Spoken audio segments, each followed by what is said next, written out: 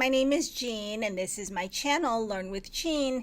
In today's video, I'm going to give you an overview of how you can use Descript on the web.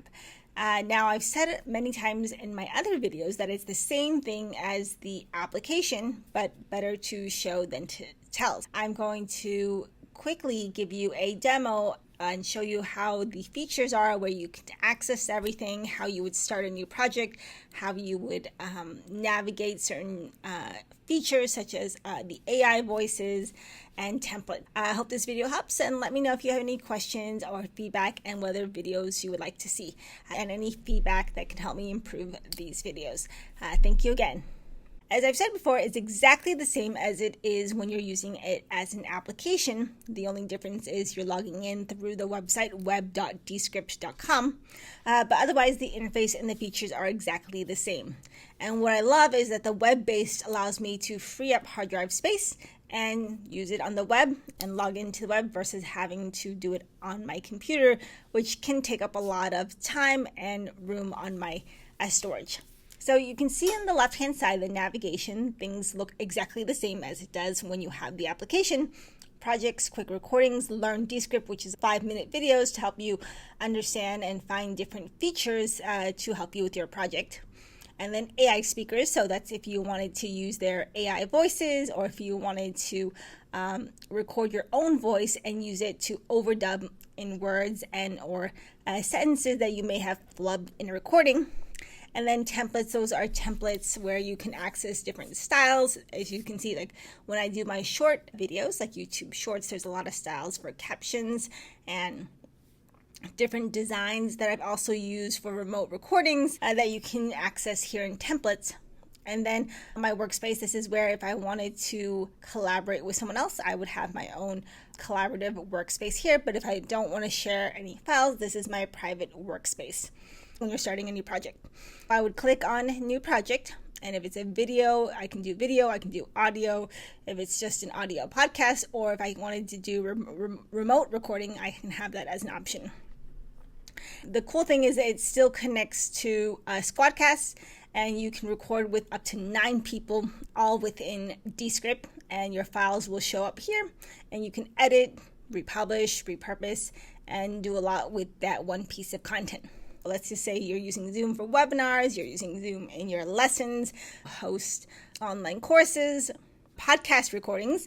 They now allow you to import from Zoom, and then you can also import from an existing YouTube video and do a lot more with it. So Descript has really added so many more features to make it robust. And then the same thing goes with Underlord. There's a limit now on how many uses based on the plan, and I can go over that in another video. And then the same things that you saw in the previous video where you can use eye contact, repurposing, publishing, all that is still available here. And then on the right-hand side, the captions, if I'm using captions and if I'm adding music, I can click on music, and there's a library of music that I can look into for my project. So let's just look at an existing project that I've recorded and edited, and how simple it is to do the same thing that I did on the web. This was a video that I recorded and I plan to publish. These are 2 separate files actually. One is just me talking to the camera, and this is more of a demo. I put these 2 files together, and then if I want to add a new scene, I can do the same thing by adding the slash. That's always how we designate a new scene. But if I wanted to add more to this project, I can click on this write mode to let them know that I'm ready to write some more text to this project and say this is my favorite part of Descript because it's really easy to use and intuitive. And so I can continue to add to this project, and later on what I can do is if I only wanted to make this a voice and I don't want to record this as a video, I can just make this like an audio narration to the last part of this project. What I'll do is select this, and then I can click on this 3 dots, and then I can say change speaker, and then I can use my AI voice that I've recorded into Descript, or I can browse their AI voices to say maybe I wanted someone else to give the final commentary. Then I can choose from lots of different speakers, different types of tone, different types of personalities, and then is a way to enhance my project. So this is just an overview of how to use Descript on the web. The web version is no different than the application.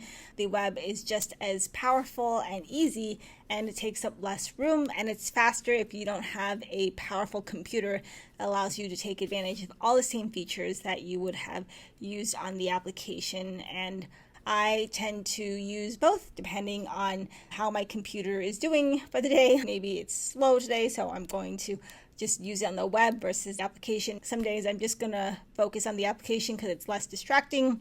It doesn't matter because they both have the same features and function the same. Thanks for watching, and let me know if you have any questions or comments and which version you prefer, the web version or the application. I'll talk to you soon.